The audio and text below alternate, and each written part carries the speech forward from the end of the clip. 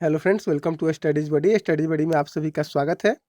दोस्तों, ये BPSC lower division colour के लिए पांचवा प्रैक्टिस सेट है। तो अगर बाकी के आपने 4 प्रैक्टिस सेट नहीं देखे हैं तो जाकर देख लीजिए, उसका लिंक आपको डिस्क्रिप्शन में मिल जाएगा। गाइस, इस प्रैक्टिस सेट में जनरल स्टडीज के 50 क्वेश्चंस रहते हैं जो कि मोस्ट इंपॉर्टेंट होते हैं आपके एग्जाम के लिए। और गाइस, आज से हम शुरुआत कर रहे हैं मैथ और रीजनिंग के प्रैक्टिस सेट की। तो मैथ और रीजनिंग के प्रैक्टिस सेट को आपका लिंक जो है उसका डिस्क्रिप्शन में मिल जाएगा, तो आप उसे भी जाकर जरूर देखिएगा। आइए आगे बढ़ते हैं और देखते हैं आज के जीके के क्वेश्चंस को। तो आइए फ्रेंड्स, पहला क्वेश्चन देख सकते हैं यहाँ पे कि हाल ही में फीफा की तरफ से जारी ताज़ा रैंकिंग में किस देश ने प्रथम स्थान प्राप्त किया है। तो हाल ही में जो फीफा की रैंकिंग जारी हुई है, फीफा फुटबॉल से संबंधित होता है, उसकी जो रैंकिंग जारी हुई है उसमें प्रथम देश कौन सा है, प्रथम स्थान पर कौन सा है, ये आपको बताना है। देखिए, इसमें प्रथम जो है बेल्जियम है। ठीक है, प्रथम कौन सा है? बेल्जियम है। ऑप्शन नंबर डी आपका करेक्ट आंसर है, बेल्जियम।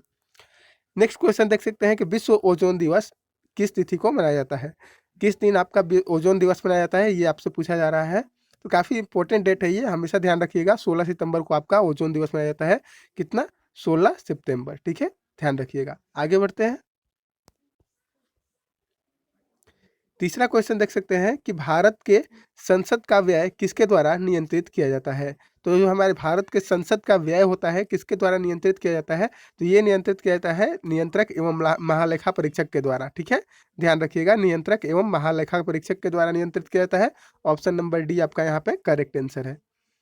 चौथा क्वेश्चन देख सकते हैं कि निम्न में से कौन सा झरना शरावती नदी से निकलता है। तो शरावती नदी से निकलने वाले झरने के बारे में पूछा जा रहा है आपसे।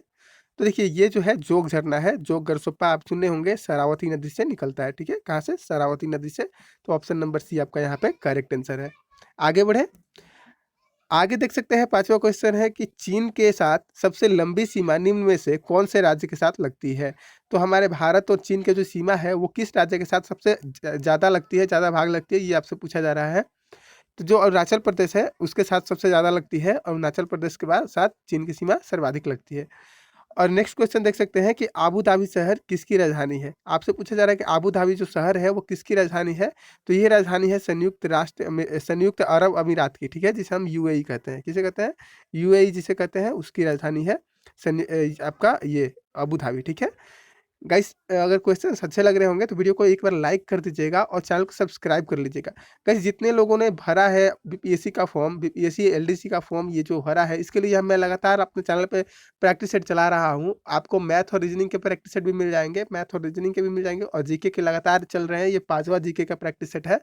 तो अगर आप लोगों ने अभी तक हमारा चैनल सब्सक्राइब नहीं किया है या फिर हमारे टेलीग्राम को ज्वाइन नहीं किया है तो कर लीजिए, और नोटिफिकेशन बेल को ऑल कर लीजिए, ताकि कभी भी हम वीडियो अपलोड करें तो आपको जो है नोटिफिकेशन सबसे पहले पहुंचे। तो आप लोग जो है हमारे साथ जुड़ जाइए अच्छे से, और अच्छे से तैयारी कीजिए। आप डेफिनेटली बीपीएससी जो है क्वालिफाई कर पाइएगा। आगे बढ़ते हैं और देखते हैं 8वां क्वेश्चन। 7वां क्वेश्चन देखते हैं। यहाँ पे 7वां क्वेश्चन छूटा था। तो रॉयल टाइगर एक्ट जो 1876 में पारित हुआ था, उसके दौरान ब्रिटिश प्रधानमंत्री कौन थे। 1876 में रॉयल टाइगर एक्ट पारित हुआ था, उस दौरान ब्रिटिश प्रधानमंत्री कौन थे, ये आपसे पूछा जा रहा है। तो उस समय बेंजामिन बेंजामिन डिजरायली थे। ठीक है, ध्यान रखिएगा, बेंजामिन डिजरायली। 8वां क्वेश्चन देख सकते हैं कि भूपेन हजारिका सेतु, जो भूपेन हजारिका सेतु है जिसे ढोलिया सादिया पुल भी कहा जाता है, असम और किसको जोड़ता है। ढोला सादिया पुल जिसे भूपेन हजारिका सेतु नाम दिया गया है नया, उसे वो किसको किसको जोड़ता है, तो वो असम और अरुणाचल प्रदेश को जोड़ता है। ध्यान रखिएगा, ऑप्शन नंबर सी आपका करेक्ट आंसर हो जाएगा, असम और अरुणाचल प्रदेश। निम्नलिखित में से किस शहर में जूनागढ़ अभिलेख का निर्माण करवाया गया था। तो जूनागढ़ अभिलेख का निर्माण किस शहर में कराया गया था दोस्तों, तो ये कराया गया था रुद्रदमन ने। सॉरी, किस शासक का पूछ रहा है, शासक का नाम यहाँ पे पूछ रहा है कि किस शासक ने कराया था जूनागढ़ अभिलेख का। ठीक है, शहर नहीं पूछ रहा है आपसे, आपसे जूनागढ़ अभिलेख के बारे में पूछ रहा है कि किस शासक ने इसका निर्माण कराया था। तो ये थे हमारे रुद्रदमन। ठीक है, रुद्रदमन ने इसका निर्माण कराया था। ध्यान रखिएगा। आगे बढ़ते हैं। 10वां क्वेश्चन देख सकते हैं कि निम्न में से किस नदी का उद्गम स्थल भारत में नहीं है, सॉरी भारत में है। इनमें से पूछ रहा है कि किसका जो है, कौन सी नदी जो है भारत में निकलती है, भारत से निकलती है, या फिर भारत में उसका उद्गम स्थल है। तो देखिए, जो सिंधु नदी है ये पाकिस्तान हो गई, सतलज पाकिस्तान हो गई, ब्रह्मपुत्र तो चाइना हो गई, अमरकंटक ये हो गया, मानसरोवर चाइना। तो यहाँ पे एक ब्यास नदी बच रही है जो कि हमारे भारत से निकलती है। ठीक है, तो ऑप्शन नंबर डी आपका करेक्ट आंसर हो जाएगा, ब्यास नदी। 11वां क्वेश्चन देख सकते हैं कि एफ ब्लॉक के तत्वों को क्या कहते हैं। तो एफ ब्लॉक के तत्वों को हम कहते हैं अंतर संक्रमणीय तत्व। ठीक है, एफ ब्लॉक के तत्व क्या कहते हैं? अंतर संक्रमणीय तत्व कहते हैं, ध्यान रखिएगा, अंतर संक्रमणीय तत्व। आगे बढ़े तो आगे 12वां क्वेश्चन देख सकते हैं कि निम्न में से क्या क्षार के बारे में सत्य नहीं है। इनमें से पूछ रहा है कि कौन सा जो है क्षार के बारे में सत्य नहीं है। तो देखिए, पहला में दिया गया है कि स्वाद में कड़वे होते हैं, तो ये तो सत्य है। दूसरा में दिया गया है कि नीले लिटमस को लाल में परिवर्तित कर देता है, तो देखिए यही गलत है। नेक्स्ट आगे पढ़ लेते हैं। पहले जलीय माध्यम से तरल माध्यम में OH माइनस का निर्माण करता है, ये भी सही है। और जलीय अवस्था में विद्युत के सुचालक होते हैं, तो ये भी सही है। यहाँ पे गलत क्या है? यहाँ पे ऑप्शन नंबर बी गलत है। जो बोला जा रहा है कि नीला लिटमस को लाल कर देता है, तो ये गलत है। ये अम्ल जो होता है वो नीले लिटमस को लाल कर देता है, क्षार नहीं करता है। ठीक है, तो आगे बढ़ते हैं। 13वां क्वेश्चन देखते हैं। तो भारत के स्वतंत्रता प्राप्ति के बाद निम्न में से किसने सुझाव दिया था कि भारतीय राष्ट्रीय कांग्रेस को समाप्त कर दिया जाए? किसका सुझाव था कि भारतीय राष्ट्रीय कांग्रेस को समाप्त कर दिया जाए? तो ये सुझाव जो था महात्मा गांधी का था। ठीक है, ध्यान रखिएगा, ऑप्शन नंबर सी आपका करेक्ट आंसर हो जाएगा, महात्मा गांधी।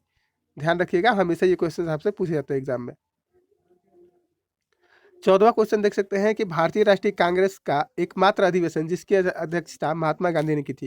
देखिए, मोस्ट इंपोर्टेंट और काफी फेमस क्वेश्चन है बीपीएससी और बिहार के सभी जॉब्स के लिए, ये काफी बार पूछा जाता है एग्जाम में। तो देखिए, ये जो है एक बेलगांव अधिवेशन था जो कि 1924 में हुआ था। सिर्फ उसी की अध्यक्षता यहाँ पर महात्मा गांधी जी ने की थी, बाकी किसी की अध्यक्षता महात्मा गांधी ने नहीं की थी। भारतीय राष्ट्रीय कांग्रेस की अगर बात करें तो बेलगांव अधिवेशन जो कि 1924 में हुआ था, उसकी अध्यक्षता जो है महात्मा गांधी जी ने की थी। ठीक है, नेक्स्ट 15वां क्वेश्चन देख सकते हैं। 15वां क्वेश्चन है आपका कि वोटिंग स्याही है निम्न में से किस रसायन का उपयोग होता है? उसमें जो वोट मारने पे आपके उंगली पे जो है स्याही लगा दिया जाता है, उसमें कौन सा आपका रसायन का उपयोग होता है, ये आपसे पूछा जा रहा है। तो देखिए, इसमें जो है सिल्वर नाइट्रेट का उपयोग होता है। ऑप्शन नंबर ए आपका बिल्कुल करेक्ट आंसर हो जाएगा, सिल्वर नाइट्रेट। ठीक है, ध्यान रखिएगा। नेक्स्ट 16वां क्वेश्चन देख सकते हैं कि राष्ट्रीय आय क्या है? जो हमारा राष्ट्रीय आय है वो क्या है, उसे कैसे परिभाषित कर सकते हैं, क्या है, ये आपसे पूछा जा रहा है। तो देखिए, यह एक वर्ष में किसी देश में उत्पादित सभी वस्तुओं एवं सेवाओं का धन मूल्य है। तो ये बिल्कुल करेक्ट आंसर है, आपका पहला ही करेक्ट आंसर है कि एक वर्ष में, देखिए, एक वर्ष की हम गणना करते हैं, ना कि 2 वर्ष की, ना ही 5 वर्ष की। ठीक है, और एक वर्ष में क्या, किसी देश के उत्पादित सभी वस्तुओं एवं सेवाओं का धन मूल्य ज्ञात करते हैं। ठीक है, देश के बाहर का नहीं। ठीक है, तो यहाँ पे ऑप्शन नंबर ए आपका बिल्कुल करेक्ट आंसर हो गया। आगे बढ़ते हैं। आगे 17वां क्वेश्चन देख सकते हैं कि 1949 में भारत सरकार द्वारा नियुक्त राष्ट्रीय आय समिति का अध्यक्ष निम्नलिखित में से कौन था? तो हमारे 1949 में जब राष्ट्रीय आय समिति बनी थी, उस समय उसका अध्यक्ष कौन था, ये आपसे पूछा जा रहा है। तो उस समय अध्यक्ष जो थे पीसी महानवोल्विस जी थे। ठीक है, पीसी महानवोल्विस। ठीक है, ध्यान रखिएगा, ऑप्शन नंबर सी बिल्कुल करेक्ट आंसर हो जाएगा। आगे बढ़ते हैं। 18वां क्वेश्चन देख सकते हैं कि निम्नलिखित में से कौन सा मिलान गलत है? इनमें से कौन सा मिलान गलत है, ये आपसे पूछा जा रहा है। देखिए, पाल वंश का गोपाल, ये बिल्कुल सही है। गढ़वाल वंश का वासुदेव, यही गलत है। नेक्स्ट देख लेते हैं। चंदेल वंश का नुनुक, ये बिल्कुल सही है। और सतवाहन वंश का सीमुक, ये भी बिल्कुल सही है। तो देखिए, गढ़वाल वंश का वासुदेव नहीं होगा, गढ़वाल वंश के देखिए चंद्रदेव थे। ठीक है, गढ़वाल वंश के कौन थे संस्थापक? तो चंद्रदेव थे, और यह अपनी राजधानी कनौज बनाया था। ठीक है, ये बात ध्यान रखिएगा, गढ़वाल वंश के संस्थापक कौन थे? चंद्रदेव थे, और इन्होंने अपनी राजधानी कहाँ बनाई थी? कनौज में बनाई थी। और वासुदेव जो थे, वासुदेव के बारे में अगर बात चल रहा है तो इसके बारे में बात कर लेते हैं। तो वासुदेव देव जो थे वो चौहान वंश के संस्थापक थे। ठीक है, ध्यान रखिएगा, चौहान वंश के। आगे बढ़ते हैं। कैसे अगर क्वेश्चंस अच्छे लग रहे होंगे तो वीडियो को एक बार लाइक जरूर कर दीजिएगा, और चैनल को सब्सक्राइब करना बिल्कुल मत भूलिएगा। सब्सक्राइब करके जितने भी लोग बीपीएससी एलडीसी का तैयारी कर रहे हैं, बीपीएससी एलडीसी का तैयारी जितने भी लोग कर रहे हैं, सब लोग हमारे साथ जुड़ जाइए एक बार, फिर वीडियो बनाने में और आपको तैयारी करने में भी बहुत अच्छा लगेगा। तो 19वां क्वेश्चन देख सकते हैं कि भारतीय संविधान में अनुच्छेद 352 से 360 का संबंध किससे है? तो भारतीय संविधान में देखिए 352 से 360 जो है आपात संबंधित है। ठीक है, आपात संबंधित है, ध्यान रखिएगा। 352 से 360 में क्या है? आपात, राष्ट्रीय आपात के बारे में बताया गया है कि कब राष्ट्रीय आपात, वित्तीय आपात कब लगेगा, सब चीज। ठीक है, और 20वां क्वेश्चन देख सकते हैं कि सरदार वल्लभ भाई पटेल प्राणी उद्यान कहाँ स्थित है? तो सरदार वल्लभ भाई पटेल प्राणी उद्यान की अगर बात करें तो ये स्थित है गुजरात में। ठीक है, गुजरात के केवड़िया जिले में स्थित है। ये भी ध्यान रखिएगा, ठीक है। स्टैच्यू ऑफ यूनिटी जो कि सरदार वल्लभ भाई पटेल की है, वो भी गुजरात में ही स्थित है, नर्मदा नदी के किनारे। 21वां क्वेश्चन देख सकते हैं कि किस काल या फिर युग में पत्थर के औजार सबसे पहले पाए गए थे। किस काल या फिर युग में सबसे पहले पत्थर के औजार पाए गए थे, ये आपसे पूछा जा रहा है। तो ये नौपाषाण काल था, ठीक है। नौपाषाण काल में सबसे पहले पत्थर के औजार पाए गए थे। ऑप्शन नंबर ए आपका करेक्ट आंसर है। और 22वां क्वेश्चन देख सकते हैं कि कर्क रेखा और मकर रेखा के बीच का क्षेत्र कहलाता है। जो कर्क रेखा और मकर रेखा के बीच का क्षेत्र होता है वो क्या कहलाता है, आपसे पूछा जा रहा है। तो ये कहलाता है उष्णकटिबंधीय क्षेत्र, ठीक है। उष्णकटिबंधीय क्षेत्र कहलाता है। ऑप्शन नंबर सी आपका करेक्ट आंसर है। आगे बढ़ते हैं। तो नेक्स्ट क्वेश्चन देख सकते हैं कि मनुष्य की पसलियां निम्न में से किसके साथ जुड़ी होती है। पूछ रहा है कि मनुष्य की पसलियां निम्न में से किसके साथ जुड़ी होती है। तो ये जुड़ी होती है स्टर्नम के कारण, ठीक है। स्टर्नम के साथ या फिर स्टर्नम के कारण जुड़ी होती है। 24वां क्वेश्चन देख सकते हैं कि निम्न में से कौन सा देश 2021 का T20 वर्ल्ड क्रिकेट कप की मेजबानी करेगा। 2021 में जो T20 वर्ल्ड क्रिकेट कप होने वाला है, इसकी जो आपका मेजबानी करेगा वो कौन सा देश करेगा, ये आपसे पूछा जा रहा है। देखिए ये जो है हमारा भारत ही करेगा, तो आप लोग ध्यान रखिएगा। ऑप्शन नंबर ए आपका करेक्ट आंसर हो जाएगा, भारत, ठीक है। आगे बढ़ते हैं। 25वां क्वेश्चन देख सकते हैं कि कोलाइटिस रोग शरीर के किस अंग को प्रभावित करता है। यहाँ पे कोलाइटिस रोग शरीर के किस अंग को प्रभावित करता है। तो कोलाइटिस रोग जो है आंत को प्रभावित करता है। ऑप्शन नंबर बी बिल्कुल करेक्ट आंसर हो जाएगा। गाइस हम 25 क्वेश्चंस खत्म कर चुके हैं, यानी कि आधी वीडियो हमारी खत्म हो चुकी है। लेकिन अभी तक आपने अगर चैनल को सब्सक्राइब नहीं किया है तो चैनल को सब्सक्राइब करके नोटिफिकेशन बेल को ऑन कर लीजिए। और वीडियो को अपने दोस्तों के साथ शेयर करना बिल्कुल मत भूलिए, अपने दोस्तों के साथ शेयर भी कीजिए, ठीक है। 26वां क्वेश्चन देख सकते हैं कि निम्नलिखित में से कौन सा स्रोत अमेरिका के संविधान से नहीं लिया गया है। इसमें से अमेरिका के संविधान से कौन से नहीं लिया गया है। तो देख सकते हैं यहाँ पे ऑप्शन नंबर देख सकते हैं कि ऑप्शन नंबर ए है मूल अधिकार, ये बिल्कुल सही है। अमेरिका से नहीं लिया गया है। यहाँ पर एकल नागरिकता जो है, यहाँ पे मूल अधिकार जो है अमेरिका से लिया गया है। और उपराष्ट्रपति का पद भी अमेरिका से ही लिया गया है। राष्ट्रपति पर महाभियोग भी अमेरिका से ही लिया गया है। यहाँ पे जो एकल नागरिकता है वो करेक्ट आंसर हो जाएगा आपका। एकल नागरिकता जो है ब्रिटेन के संविधान से लिया गया है, तो इसलिए यहाँ पे ऑप्शन नंबर डी जो है एकल नागरिकता, जो एकल नागरिकता है वो आपका ब्रिटेन के संविधान से लिया गया है, अमेरिका से नहीं लिया गया है। तो ध्यान रखिएगा, ठीक है। आगे बढ़ते हैं। तो नेक्स्ट 27वां क्वेश्चन देख सकते हैं कि मूल संविधान के 8वीं अनुसूची में कितनी भाषाएं थी। ये आपसे पूछा जा रहा है कि मूल जो संविधान था 8वीं अनुसूची में कितनी भाषाएं थी। जब मूल संविधान था तो उस समय टोटल 14 भाषाएं थी। लेकिन अब जो क्या हुआ कि संविधान की 8वीं अनुसूची में मूल रूप से उस समय 14 भाषाएं थी, ये तो बिल्कुल सही है। अन्य भाषाएं संविधान के संशोधन के माध्यम से जोड़ी गई है, तो बिल्कुल करेक्ट आंसर है आपका ऑप्शन नंबर बी, ठीक है। उसमें कितनी भाषाएं थी, 14 भाषाएं थी। तो 28वां क्वेश्चन देख सकते हैं कि कांडला बंदरगाह स्थित है। कांडला बंदरगाह दोस्तों कहाँ स्थित है, ये आपसे पूछा जा रहा है। तो कांडला बंदरगाह जो है कच्छ के रण में स्थित है, कच्छ की खाड़ी में स्थित है, ध्यान रखिएगा। कच्छ के रण नहीं, कच्छ की खाड़ी में स्थित है। ऑप्शन नंबर सी आपका करेक्ट आंसर है, कच्छ की खाड़ी। नेक्स्ट क्वेश्चन देख सकते हैं कि ज्वालामुखी पर्वत एंकाकागुआ किस देश में स्थित है। तो एंकाकागुआ जो है अर्जेंटीना में स्थित है, तो अर्जेंटीना आपका करेक्ट आंसर हो जाएगा। एंकाकागुआ कहाँ स्थित है, अर्जेंटीना में स्थित है, ठीक है। आगे बढ़ते हैं। तो 30वां क्वेश्चन देख सकते हैं कि विश्व की सबसे ऊंची चोटियां किस प्रकार के पर्वत में पाई जाती है। तो जो विश्व की सबसे ऊंची चोटियां है किस प्रकार के पर्वत में पाई जाती है। तो ये देखिए नवीन जो है मोरदार पर्वत या फिर नवीन जो वलित पर्वत हम उसे कह सकते हैं, उनमें पाई जाती है। तो ऑप्शन नंबर बी एकदम करेक्ट आंसर है। और 31वां क्वेश्चन देख सकते हैं कि बोंडला वन जीव अभ्यारण्य किस राज्य में अवस्थित है, ये आपसे पूछा जा रहा है। तो बोंडला वन्य जीव अभ्यारण्य जो है आपका गोवा में अवस्थित है। तो आप लोग ऑप्शन नंबर सी को टिक कीजिएगा, ठीक है, गोवा। आगे बढ़ते हैं। 32वां क्वेश्चन देख सकते हैं कि निम्न में से दक्षिण भारत का कौन सा राजवंश अपनी नौसेना शक्ति हेतु प्रसिद्ध था। तो अपनी नौसेना शक्ति के लिए दक्षिण भारत का कौन सा राजवंश प्रसिद्ध था, ये आपसे पूछा जा रहा है। तो उसमें जो चोल राजवंश था वो अपनी नौसेना शक्ति के लिए बहुत ही प्रसिद्ध था। तो ऑप्शन नंबर डी आपका करेक्ट आंसर हो जाएगा। 33वां क्वेश्चन देख सकते हैं कि मुस्लिम लीग द्वारा पाकिस्तान के नाम पर अलग राज्य बनाने की मांग कब की गई थी। तो मांग किस वर्ष पारित की गई थी। मुस्लिम लीग ने जब बोला कि हमें पाकिस्तान नाम का एक अलग राज्य चाहिए, अलग देश चाहिए, ये मांग उसने कब पारित किया, ये आपसे पूछा जा रहा है। तो ये पारित किया गया था 1940 में, ठीक है, ध्यान रखिएगा। 1940 1940 में, ठीक है, 1940 में इन्होंने मांग की थी और पारित किया था, ठीक है। आगे बढ़ते हैं। 34वां क्वेश्चन देख सकते हैं कि निम्नलिखित में से कौन सा जीवाणु मिट्टी में नाइट्रोजन यौगिक में सुधार करने में मदद करता है। तो मिट्टी में जो ये नाइट्रोजन यौगिक होते हैं उसमें सुधार करने में कौन सा जीवाणु जो है जीवाणु जो है मदद करता है।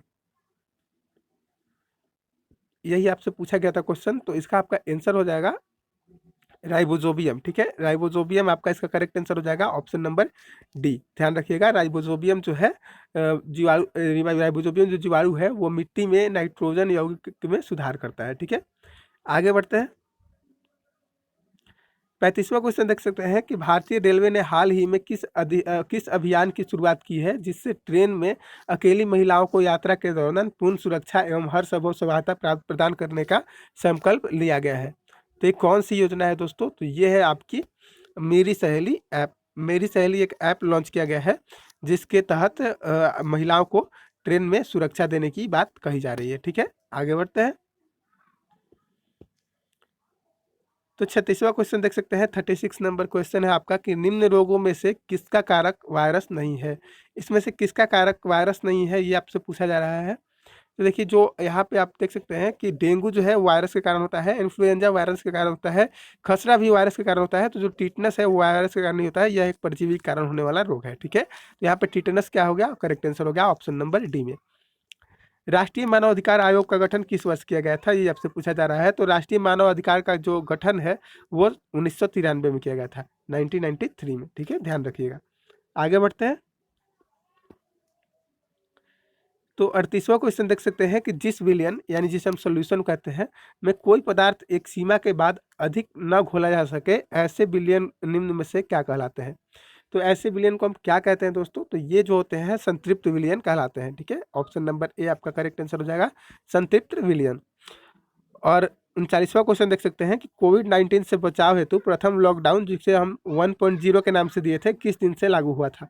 तो देखिए, ये भी काफ़ी इंपॉर्टेंट क्वेश्चन हो जा रहा है इस बार के एग्जाम के लिए। तो ये जो है 25 मार्च से लागू हुआ था। ठीक है, ध्यान रखिएगा, 25 मार्च। आगे बढ़ते हैं। नेक्स्ट क्वेश्चन देख सकते हैं कि बारूद बनाने में, जो बारूद हम बनाते हैं उसमें बारूद बनाने में से किसका इस्तेमाल किया जाता है। तो बारूद बनाने में जो है इस्तेमाल किया जाता है पोटेशियम नाइट्रेट का। ठीक है, ऑप्शन नंबर बी आपका करेक्ट आंसर हो जाएगा, पोटेशियम नाइट्रेट। और निम्नलिखित में से किस राज्य के चौखाव, जिसे हम चौखा चावल है जिसे हम काला चावल के नाम जानते हैं, को अप्रैल 2020 में जीआई टैग यानी कि जियोग्राफिकल इंडिकेशन के रूप में प्रदान किया गया है, उसका जीआई टैग प्राप्त किया गया है। तो ये आपका वन एंड ओनली मणिपुर ही हो सकता है। तो ऑप्शन नंबर ए आपका करेक्ट आंसर है, मणिपुर। ठीक है, आगे बढ़ते हैं। 42वां क्वेश्चन देख सकते हैं कि संविधान का मसौदा समिति के प्रमुख कौन थे। जो संविधान की मसौदा समिति बनी थी उसमें प्रमुख कौन थे, ये आपसे पूछा जा रहा है। तो इसमें प्रमुख जो थे बी आर अम्बेडकर थे, आपका डॉक्टर भीमराव अम्बेडकर जी थे। तो आपका करेक्ट आंसर हो जाएगा ऑप्शन नंबर ए। और किसी व्यक्ति की अवैध हिरासत के खिलाफ निम्न में से कौन सी रीट लागू होती है। अगर किसी व्यक्ति का अवैध हिरासत में अगर लिया जाता है किसी को, तो कौन सी रीट उसमें जारी होती है। तो ये जो बंदी प्रत्यक्षीकरण है ये जारी होती है। इसमें क्या होता है कि आप जो है पूरा तहकीकात कीजिए उसके बारे में, उसके बाद आप उसे गिरफ्तार कर सकते हैं। ठीक है, नेक्स्ट क्वेश्चन देख सकते हैं कि रक्त क्षारीय प्रवृत्ति का होता है, तो इसका पीएच मान कितना होता है। तो खून का पीएच मान आपसे पूछा जा रहा है, तो ये 7.4 होता है, आप सभी लोगों को पता होगा। और नेक्स्ट क्वेश्चन देख सकते हैं कि भारत में अली बंधुए जो थे, शौकत अली और मोहम्मद अली किस आंदोलन का नेतृत्व किया था। तो शौकत अली और मोहम्मद अली ने जो नेतृत्व किया था वो आपका था खिलाफत आंदोलन का। ठीक है, ध्यान रखिएगा, खिलाफत आंदोलन का नेतृत्व किसने किया था? शौकत अली और मोहम्मद अली ने। शौकत अली और मोहम्मद अली ने, जिसे हम अली बंधुओं के नाम से जानते हैं, खिलाफत आंदोलन। ठीक है, ध्यान रखिएगा। तो 46वां क्वेश्चन देख सकते हैं कि भारतीय खाद्य सुरक्षा और मानक जो प्राधिकरण है जिसे हम FSSAI कहते हैं, हाल ही में घोषणा की है कि स्कूलों और शिक्षण संस्थानों में कितने मीटर के दायरे तक जंक फूड अस्वस्थ भोजन पर बिक्री पर प्रतिबंध लगाना चाहिए। तो देखिए, ये काफ़ी आज से 2-3 महीने पहले ही जारी हुआ था, 50 मीटर की दूरी पर इसे जो है नहीं लगना चाहिए। जंक फूड का ठेला हो गया, जैसे आप लोग देखते हैं कि स्कूल के सामने जो बर्गर वगैरह जो आपका गोलगप्पे वगैरह का ठेला लगता है, उसे जो 50 मीटर की दूरी पर रखा जाना चाहिए। ठीक है, ये जारी किया गया है। 47वां क्वेश्चन देख सकते हैं कि प्रथम आंग्ल मैसूर युद्ध की संधि का समापन हुआ था, किसके साथ समाप्त हुआ था, किस संधि के साथ प्रथम आंग्ल मैसूर युद्ध समाप्त हुआ था? तो ये समाप्त हुआ था आपका मद्रास की संधि के साथ। ठीक है, मद्रास की संधि ध्यान रखिएगा, ऑप्शन नंबर ए आपका करेक्ट आंसर है। आगे बढ़ते हैं। 48वां क्वेश्चन देख सकते हैं आप लोग कि सतपुड़ा पहाड़ी की सबसे ऊंची चोटी कौन सी है? तो जो सतपुड़ा पहाड़ी है उसकी सबसे ऊंची चोटी जो है वो है धूपगढ़ी। ठीक है, ध्यान रखिएगा, धूपगढ़ी, ऑप्शन नंबर बी आपका करेक्ट आंसर है। और भारत एकमात्र अंतर्व्यायी नदी, भारत की जो एकमात्र अंतर्व्यायी जो कि नीचे नीचे बहती है, किसके प्रमुख नदी सहायक नदियों की सुकरी एवं जोजारी है? पूछा जा रहा है कि जो नदी है, एक नदी है जो कि नीचे नीचे बहती है। ठीक है, नीचे नीचे बहती है, वो उसके पानी जो है ऊपर नहीं आता, सतह पे नहीं आता, नीचे नीचे बहती है। उसकी जो दो सहायक नदियां हैं, जिसमें से एक सहायक नदी है सुकरी और एक सहायक नदी है जोजारी, तो उस नदी का नाम क्या है? तो उस नदी का नाम है लूनी नदी। ठीक है, ध्यान रखिएगा। आगे बढ़ते हैं और आज का लास्ट क्वेश्चन देख लेते हैं। तो आज का 50वां क्वेश्चन देख सकते हैं कि समान नागरिक संहिता का उल्लेख किस अनुच्छेद में है? तो समान नागरिक संहिता का उल्लेख जो है अनुच्छेद 44 में है, तो ऑप्शन नंबर सी आप करेक्ट कर लीजिएगा, अनुच्छेद 44। ठीक है गाइस, ये आज के टॉप 50 क्वेश्चन थे जो कि जीके जीएस से संबंधित थे। आज मैं आपको मैथ के क्वेश्चंस भी कराऊंगा, मैथ के सेट भी प्रोवाइड कराऊंगा, तो आप लोग जो है मैथ के सेट को भी अच्छे से देखिएगा। मिलते हैं नेक्स्ट वीडियो में, तब तक के लिए थैंक यू, धन्यवाद।